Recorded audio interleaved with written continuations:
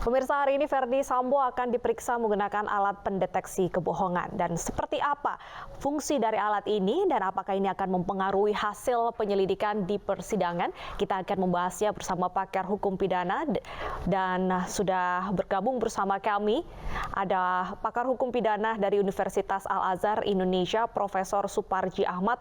Selamat siang, Profesor Suparji. Siang, Mbak. Baik, Profesor Suparji, terkait dengan uji lie detector, alat mendeteksi kebohongan ini, seberapa besar validitasnya? Apakah hasilnya bisa dimanipulasi? Ya, lie detector ini kan hanya salah satu instrumen ya untuk memperoleh kebenaran material dalam kerangka untuk pembuktian peristiwa pidana yang disangkakan kepada para pelaku. Lie detector ini sebagai bagian dari instrumen laboratorium forensik, ya, kemudian ilmu forensik, dan nanti akan membantu memproses pembuktian. Mungkin ini dilakukan mengingat antara saksi satu dengan saksi yang lain belum bersesuaian.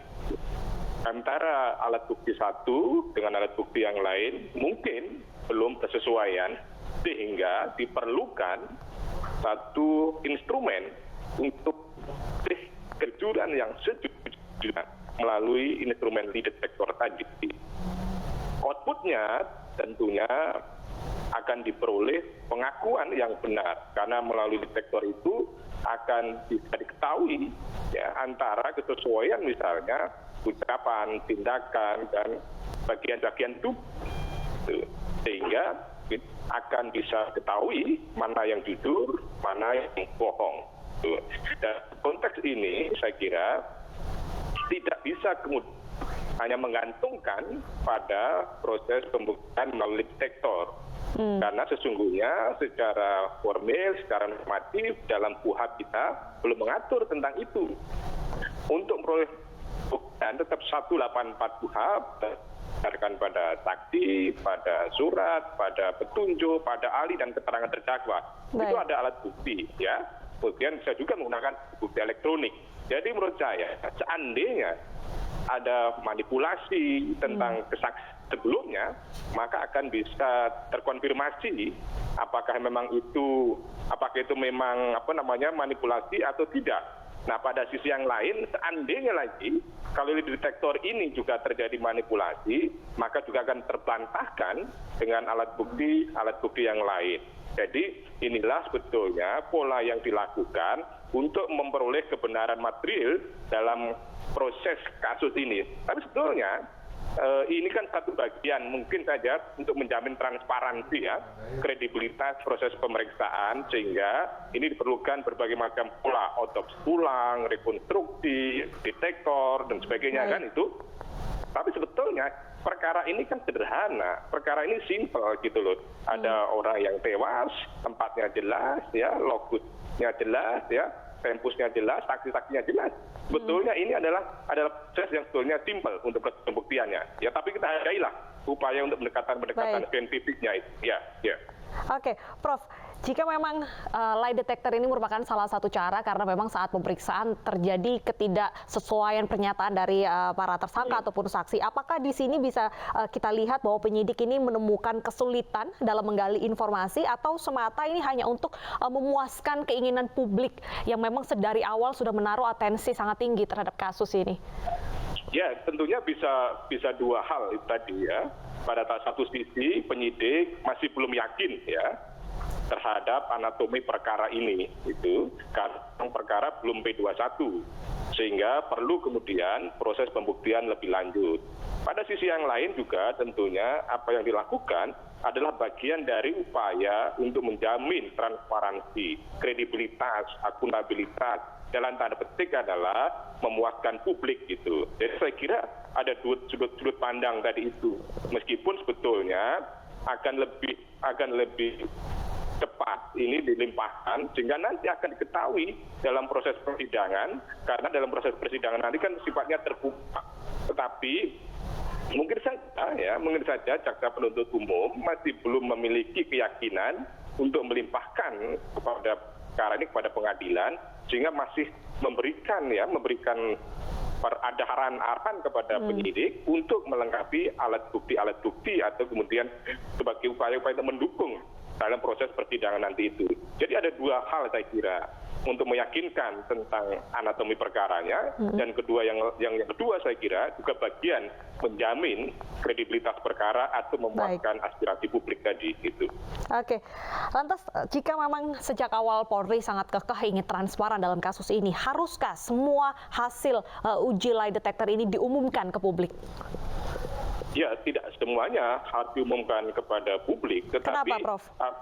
Ya, tentunya ini bukan dalam acara pemeriksaan kan itu.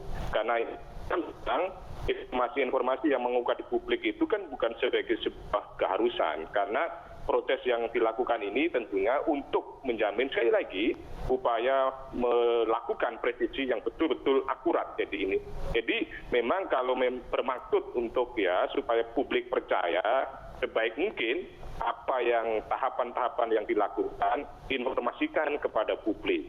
Namun demikian bukan berarti proses hukum ini terdorong oleh kemauan publik, tetapi sesuai dengan fakta, sesuai dengan alat bukti, sesuai dengan barang bukti. Jadi ini kan publik juga sebetulnya sudah ada semacam pertanyaan, kenapa ini lama sekali prosesnya kan gitu. Padahal sebetulnya kan perkara ini jelas di situ. Jadi ini juga yang harus dipahami oleh penyidik untuk segera memproses ini secepatnya, sehingga nanti publik juga memberikan kepercayaan pada proses hukum ini. Karena satu beban berat yang sedang dihadapi oleh penyidik dalam penegakan hukum ini adalah masalah kepercayaan publik. Mengingat apa yang sebelumnya itu ada narasi-narasi, ada kemudian cerita-cerita yang itu tidak dipercaya oleh publik. Oleh karenanya ini dijawab dengan tahapan-tahapan berikutnya supaya publik sepenuhnya percaya. Gitu. Oke, Prof, jika hasil lie detector ini bukan menjadi alat bukti utama, lantas seberapa besar pengaruhnya nanti pada saat di persidangan?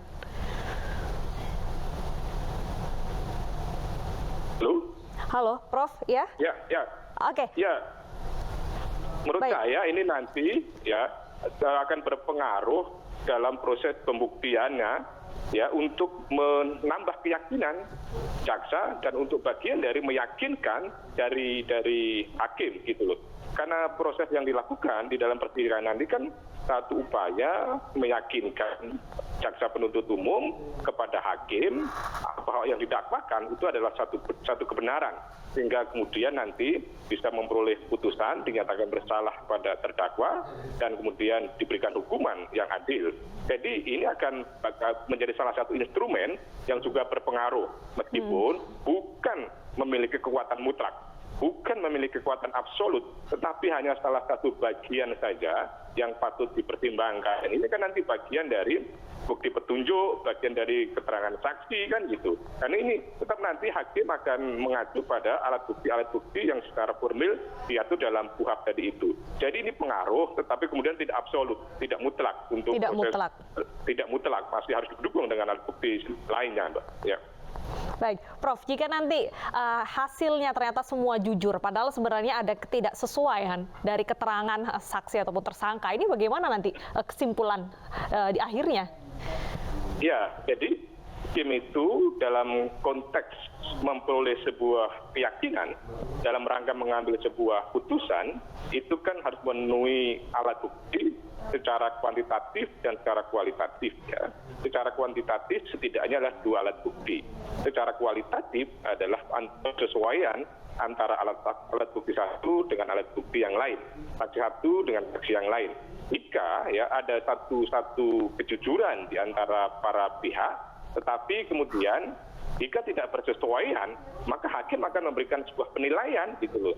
Ini kejujuran, tapi kemudian tidak rasional, tidak bersesuaian, maka yang akan menjadi fokus pada hakim adalah soal rasionalitas. soal faktualitas dari alat bukti yang diperoleh. Jadi itu nanti akan menjadi dasar hakim, ya, tidak saja sekedar bergantung kepada kejujuran saksi, tetapi juga akan didukung dengan alat bukti yang lain. Bagaimana misalnya antara satu saksi yang lain bersesuaian, tetapi kemudian tidak menunjukkan tentang peristiwa pidananya, itu nanti harus didukung dengan alat bukti yang lain, termasuk misalnya keterangan ahli. Saya kira itu juga akan efektif untuk mendukung.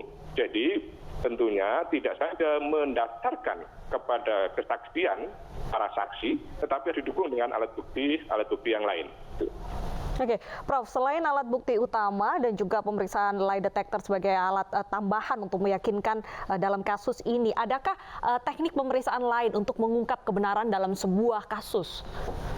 Ya, tentunya bisa dilakukan upaya untuk memperoleh kebenaran material, misalnya dengan konfrontasi. Ya, di konfrontasi ini saya kira satu hal yang juga perlu dilakukan, sehingga nanti bagaimana antara saksi dengan saksi yang lain itu ketika dikonfrontir itu saling mengelak, saling mendukung atau tidak gitu.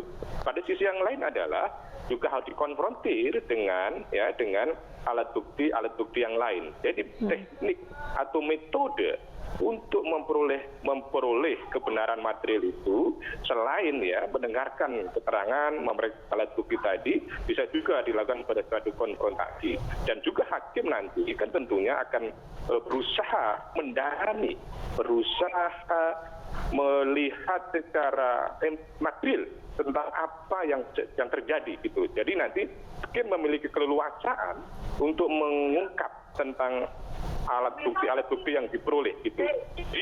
Jadi menurut saya ada beberapa metodologi yang bisa digunakan oleh majelis hakim dalam memperoleh kebenaran nanti itu. Misalnya antara satu dengan saksi yang lain di dalam persidangan perlu dikonfrontasi, ya, sehingga nanti siapa sebetulnya yang benar, sebetulnya siapa yang bohong, nanti hakimlah yang akan memperoleh. Biasanya hakim juga akan menilai, melakukan berdasarkan penilaian yang secara rasional, yang secara objektif, tidak secara subjektif dari masing-masing saksi tadi.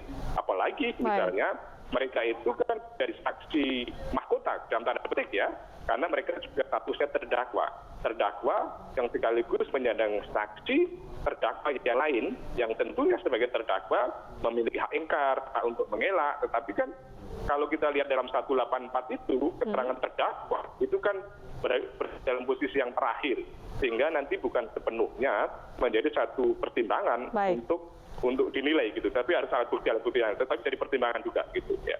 Oke, Prof, dari awal kasus ini melakukan sejumlah tahapan penyelidikan, ada rekonstruksi, ada pemeriksaan lie detector, konfrontasi juga sudah dilakukan, tapi hingga saat ini tampaknya penyidik belum siap untuk membawa berkas ke pengadilan.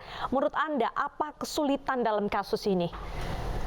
Ya, sesuai dengan apa yang kita cermati minggu yang lalu atau beberapa hari yang lalu, ketika dikembalikan oleh JPU, ya, jaksa pemeriksa, itu karena anatomi perkaranya belum jelas, ya, anatomi perkaranya belum cermat, belum lengkap, gitu loh. Karena apa? Anatomi perkaranya kan perkara pembunuhan berencana. Oleh karenanya kan harus secara cermat, secara jelas, secara lengkap, ya, kapan direncanakannya, siapa yang terlibat perencanaannya, bagaimana merencanakannya, bagaimana melaksanakan perencanaannya itu. Karena 340 adalah pembunuhan berencana. Betul. Saya kira ini yang problem utamanya adalah tentang anatomi perkara peristiwa pidana pembunuhan berencana itu, karena nanti jaksa yang akan memiliki beban pembuktian di dalam persidangan. Jangan sampai dalil-dalilnya tentang pembunuhan berencana tadi itu dipatahkan oleh penasihat hukum, dipatahkan oleh terdakwa, atau tidak mampu meyakinkan majelis hakim, sehingga akhirnya 340-nya tidak terpenuhi. Pada sisi yang lain juga menjadi krusial kenapa ini misalnya belum dilimpahkan, karena apa?